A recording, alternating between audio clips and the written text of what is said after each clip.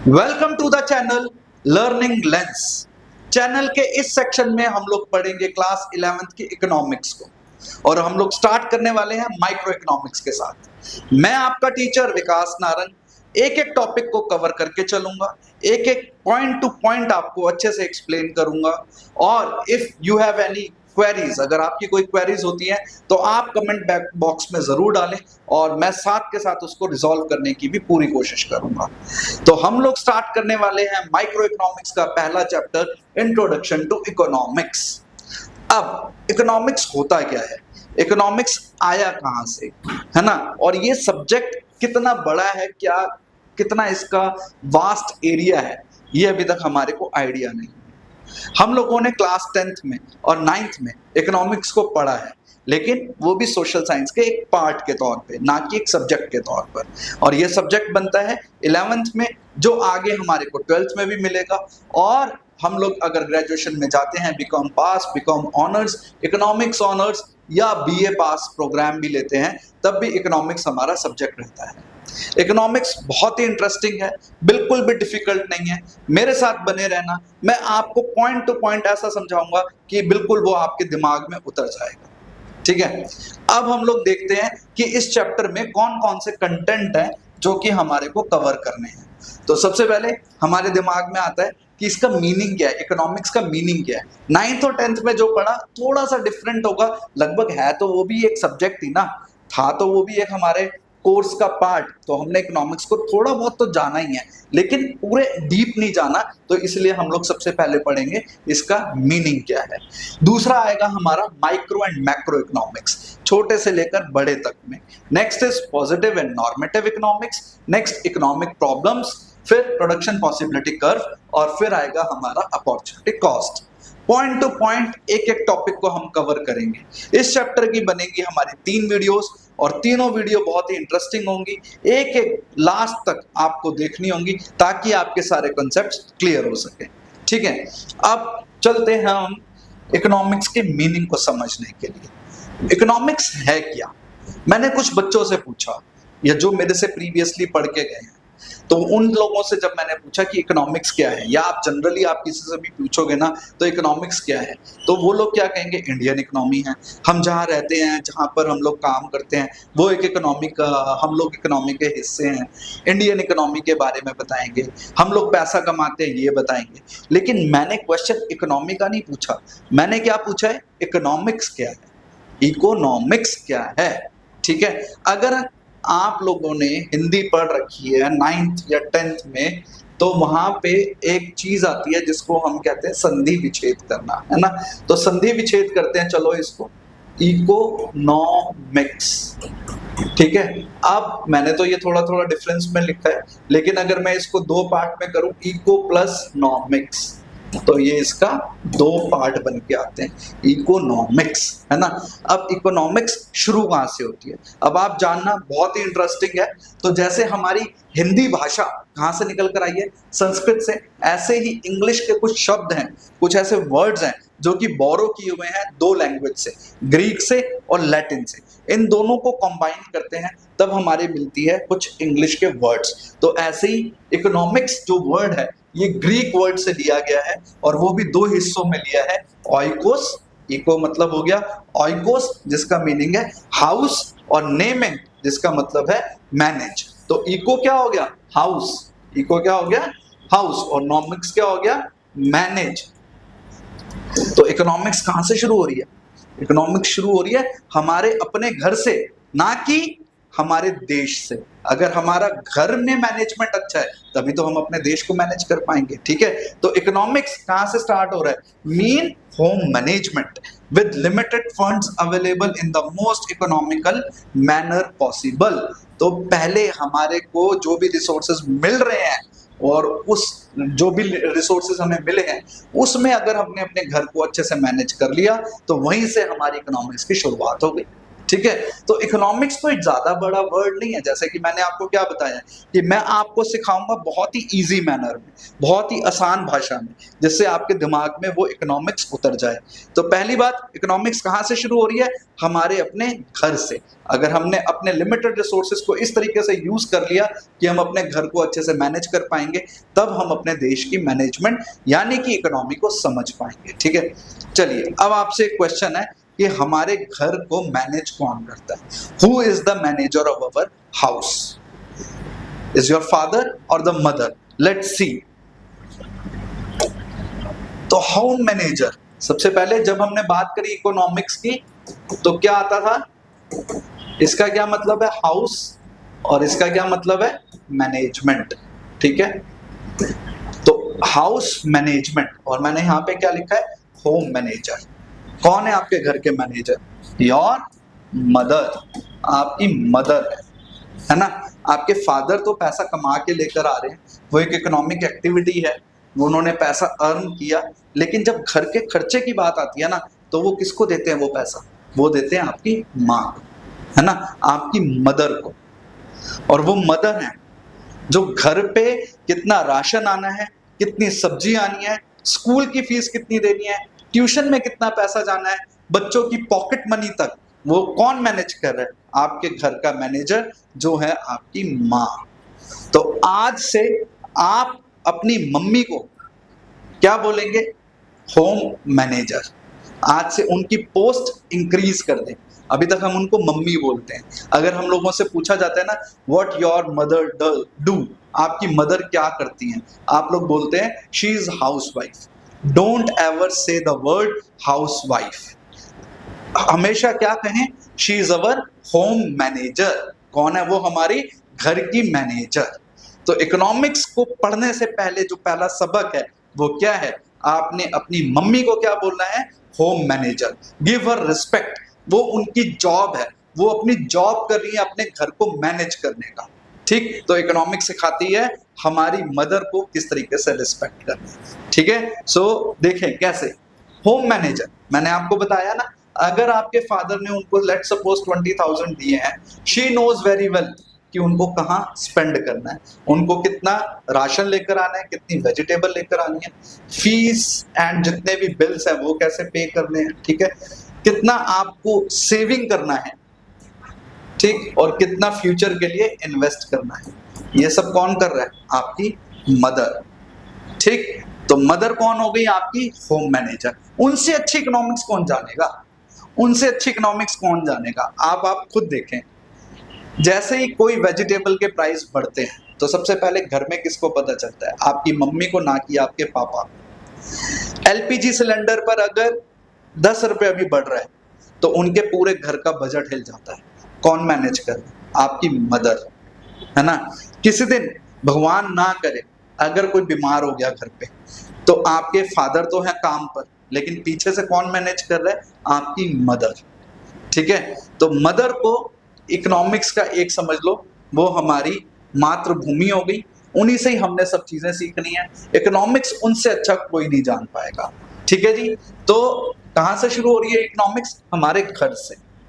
Next, अब आती है बात स्कैरसिटी की, क्योंकि स्कैरसिटी जो वर्ड है, ये इसको स्कार्सिटी भी बोलते हैं, स्कैरसिटी भी बोलते हैं, ये एक प्रोनाउंसिएशन की बात है। तो स्कैरसिटी का मीनिंग क्या होता है? इसका मीनिंग होता है कमी।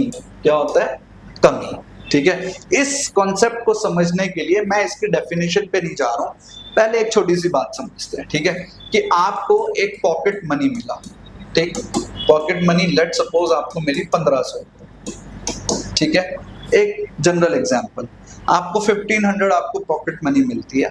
आप इस पॉकेट मनी में क्या कर पाते हैं? ठीक, आप अपने लिए सोचेंगे कि मैं घूमने चला जाऊं, ठीक है, अपने दोस्तों के साथ टाइम स्पेंड करें विद फ्रेंड्स, ठीक, कोई जंक फूड खा ले, ठीक है, आपका मोबाइल रिचार्ज है, सही है, फिर आपको कुछ भी आपको स्टेशनरी लेनी है, तो आप क्या कर रहे हैं इन सबको? ये जो आपके पास में 1500 रुपए आए, इसको आप खर्च करने की एक प्लानिंग करते हैं, है ना, कि मुझे इतना इतना हर रोज या डेली मेरे को स्कूल भी जाना है तो उसके लिए भी मेरे को ट्रांसपोर्टेशन चाहिए। तो ये सब चीजें आप लोग अपने दिमाग में लेकर चलते हैं, ठीक है। लेकिन at the end of the month क्या हुआ कि ये पॉकेट मनी से हो सकता है कोई बच्चा 200 रुपए बचा ले, कोई 300, और अगर कोई ज्यादा ही कंजूस है तो वो 500 रुपए भी बचा लेगा, ठीक है। लेकिन होता क्या है कि हमने ये पैसा कैसे बचाया कि हमारी जो नीड्स थी, जो हमारी जरूरतें थी, उनको हमने क्या किया, थोड़ा सा डिक्रीज किया, कम किया। नीड्स को थोड़ा कम करेंगे तभी तो हम सेव कर पाएंगे, ठीक, या हम कोई और दूसरी चीजें खरीद पाएंगे। तो यहाँ पे कहने का क्या मतलब है कि आप ये मानकर चलें कि ये जो आपके पास में पैसा आया 1500 रुपए, ये आपके पास में एक रिसोर्स है। क्या है? रिसोर्स। क्या है? रिसोर्स, ठीक है। अब ये रिसोर्स ऐसा तो नहीं है कि आपके फादर कह रहे हैं नहीं जी मैं सिर्फ 1500 रुपए नहीं दूंगा तो मेरे से अनलिमिटेड लेता जा, ऐसा तो नहीं हो रहा। तो आपके रिसोर्स क्या हो गए? लिमिटेड। रिसोर्सेज क्या है आपके? लिमिटेड। लेकिन आपकी वांट्स क्या है? वांट्स है अनलिमिटेड, ठीक है। वांट्स तो अनलिमिटेड है भाई, इतना सारा कुछ करना है। तो आप क्या कर रहे हो? आप अपने रिसोर्सेज को क्या कर रहे हो? लिमिटेड रिसोर्सेज को क्या कर रहे हैं हम? एलोकेट कर रहे हैं। Allocate in a manner so that our unlimited wants become fulfil, ठीक है, कि मेरी जो अनलिमिटेड वांट्स है वो पूरी हो सके। But is that possible? ऐसा हो सकता है? आप बताओ, नहीं हो पाएगा। कुछ ना कुछ ऐसी नीड्स हैं जो हमारी अधूरी रह जाएंगी, कुछ ना कुछ ऐसी डिजायर्स हैं जो हमारी अधूरी रह जाएंगी, ठीक है। तो अब इस चैप्टर में हम लोग इसी चीज को समझेंगे कि ये जो हमारे लिमिटेड रिसोर्सेज हैं और अनलिमिटेड वांट्स हैं, और अगर हमें इन्हें सेटिस्फाई करना है तो हमें क्या करना होगा। तो इकोनॉमिक्स का पहला जो सबक है, पहली जो चीज है वो शुरू होती है कहां से? रिसोर्सेज, लिमिटेड रिसोर्सेज से और अनलिमिटेड ह्यूमन वांट्स से, ठीक है। यहाँ कुछ नेचुरल रिसोर्सेज लिखे हुए हैं, ठीक है, like fuel, water, coal, these are limited resources, these are limited resources, ठीक है। लेकिन जो इनकी wants हैं, जो इनकी wants हैं वो क्या है? अनलिमिटेड, ठीक है। फ्यूल है, क्या इसकी लिमिटेड वांट है? नहीं, इसकी डिजायर, इसकी डिमांड सबसे ज्यादा है, लेकिन ये है तो लिमिटेड नेचर ना। हम लोग बचपन से पढ़ते आ रहे हैं कि हमारे को रिसोर्सेज को क्या करना है? बचा के रखना है। पानी है, वाटर, क्या होगा? ये भी हमारी वांट है, ठीक है, और ये भी कैसा है? अनलिमिटेड, सही है। तो जब लिमिटेड रिसोर्सेज और अनलिमिटेड वांट्स होते हैं तो हमारे पास में एक समस्या क्रिएट होती है, उसको हम बोलते हैं स्कैर्सिटी। क्या बोलते हैं? स्कैर्सिटी, ठीक है। अब चलते हैं हम इसके डेफिनेशन पे। ये एक की कॉन्सेप्ट है इकोनॉमिक्स का। It means that the demand for a good और service is greater than the availability of good और सर्विस। मतलब जब हमारी वांट ज्यादा है, किसी चीज की वांट ज्यादा है, उसकी डिमांड जो है वो ज्यादा है, ठीक है, और उसकी सप्लाई क्या है? वो कम है, तो वो क्या हो जाएगी? स्कैर्सिटी। किस चीज की समस्या क्रिएट हो जाती है फिर? स्कैर्सिटी, कमी की, ठीक है। और ये कमी हमें हमेशा देखने को मिलती है। गर्मियों के दिनों में तो खास तौर पे जब पानी की डिमांड सबसे ज्यादा होती है लेकिन पानी की सप्लाई बहुत कम हो जाती है, तो वो क्या है? स्कैर्सिटी, है ना। फ्यूल की बारे में आते हैं, पेट्रोल। पेट्रोल अभी तक तो हमारे लिए स्कैर्स रिसोर्स में नहीं आया, बट अगर हम इसको बहुत ज्यादा यूज करते रहेंगे तो एक वक्त ऐसा आएगा वो भी स्कैर्स हो जाएगा।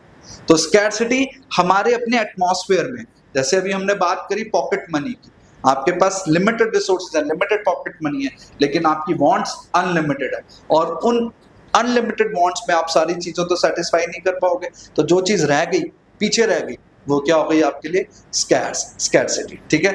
तो नेक्स्ट इसी से हमारी बनता है एक और प्रॉब्लम, वो आती है making of choices in the presence of scarcity. और ये एक इंपॉर्टेंट टॉपिक निकल कर आता है कि choice and scarcity go together. Choice and scarcity, choice को हम हिंदी में बोलते हैं चयन की समस्या। ये टॉपिक से लेकर आगे तक अगर हम लोग बढ़ेंगे जैसे जैसे हम आगे बढ़ते जाएंगे वहां तक हमारे को चॉइस और स्कैर्सिटी को देखने को मिलेगा। Alternative uses of scarce resources leads to choice. जब हम अपने रिसोर्सेज को ऑल्टरनेट यूज करते हैं तो क्या बनेगा? choice. Choice implies decision making. It relates with usage of limited resources in a manner that consumer maximizes satisfaction, producer maximizes profit और society maximizes social welfare. इसको थोड़ा सा easy way में समझते हैं। कैसे? कि let's suppose एक मिस्टर ए है, मिस्टर ए उनके पास 10,000 रुपए, ठीक है।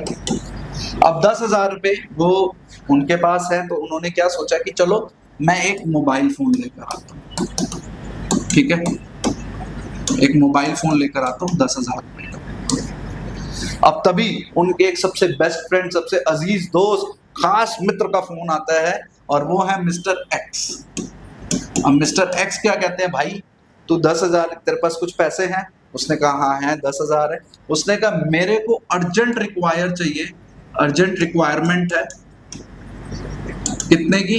5,000 की, ठीक है, 5,000 रुपए की उनको अर्जेंट रिक्वायरमेंट है। अब मिस्टर ए दुविधा में पड़ गए, क्या करें हम? 10,000 का मोबाइल लें या अपने अजीज दोस्त की जिसको बहुत जरूरत है 5,000 रुपए की, उसकी रिक्वायरमेंट को पूरा करें?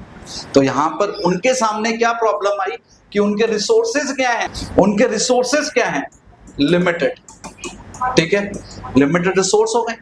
अब अगर वो अपनी चीजों को क्या करते हैं, एक ही जगह पे खर्च कर देते हैं तो उनके जो दोस्त है वो नाराज हो जाएंगे उनसे, वो कहेंगे यार मेरे को पहली बार जरूरत पड़ी और तूने मेरी हेल्प नहीं करी, तो क्या अपने आप को दोस्त मानता है?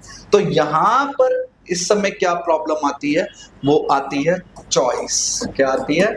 चॉइस, चयन की समस्या, कि वो किसको करें, पहले अपना मोबाइल लें या अपने दोस्त की मदद करें, ठीक है। तो वो क्या डिसाइड करते हैं, अगर वो समझदार दोस्त हैं और अपने दोस्त को बहुत अच्छा मानते हैं, दोस्ती निभाना जानते हैं, तो वो क्या करेंगे? 5,000 रुपए अपने दोस्त को दे देंगे, ठीक है। तो अब उनके लिए मोबाइल क्या बन जाता है? स्कैर्सिटी। तो यहाँ पर क्या आ रहा है कि अगर वो 5,000 उन्होंने अपने दोस्त को दे दिया तो वो ये सोचे कि चल यार मैं 5,000 रुपए का अपना मोबाइल भी ले लेता हूँ, ठीक है।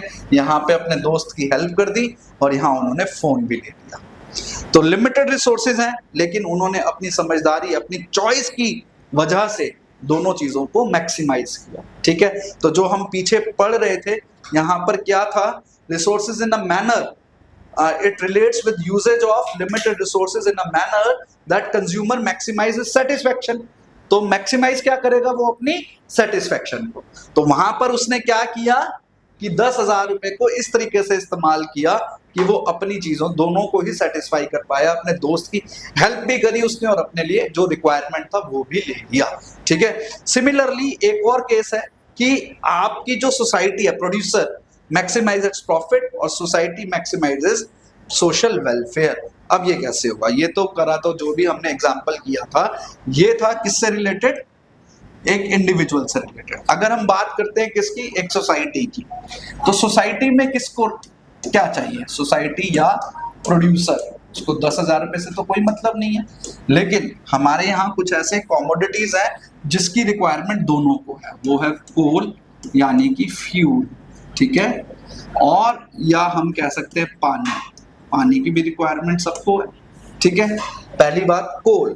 अब सोसाइटी को भी कोल की रिक्वायरमेंट है क्योंकि इसी कोल से क्या बनेगी? इलेक्ट्रिसिटी, ठीक है, सोसाइटी के लिए।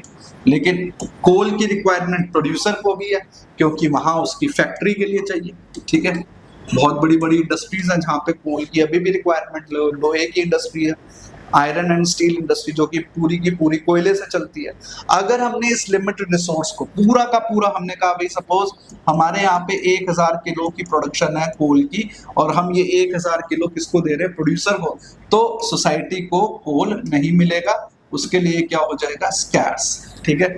और अगर हम ये सोचते हैं नहीं जी हम सारा कुछ इसको दे देते हैं, इसको कुछ नहीं देते, तो फिर इसके लिए स्कैर्स है। क्लियर? तो हमें क्या करना है? इस तरीके से एलोकेट करना है so that producer can earn its profit and society can get its social welfare. Similar is the case with water. पानी की सोसाइटी को भी रिक्वायरमेंट है और पानी की एक प्रोड्यूसर को भी रिक्वायरमेंट है, लेकिन water is not unlimited, it is limited in nature. ठीक है जी, क्लियर।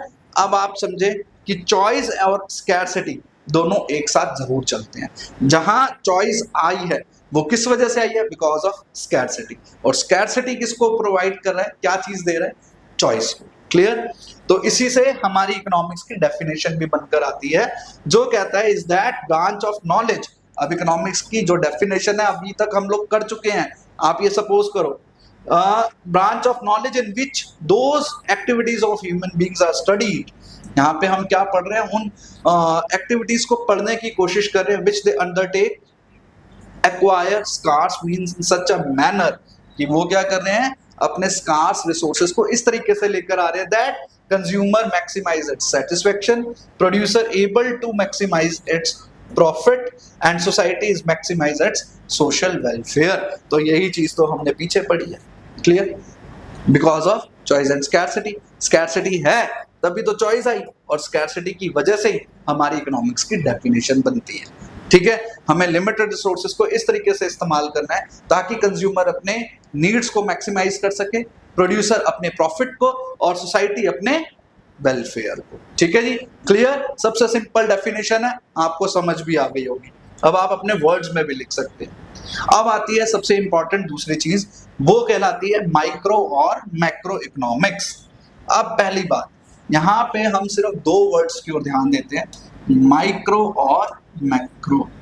ठीक है, और ये दो ऐसे वर्ड्स हैं माइक्रो और मैक्रो जो आप अपने डेली लाइफ में पढ़ते आ रहे हो। 10th में भी आपने पढ़ा है, माइक्रोस्कोप पढ़ा है। ठीक है, पढ़ा है ना। तो माइक्रो क्या हुआ? छोटा, और मैक्रो क्या हो गया? बड़ा।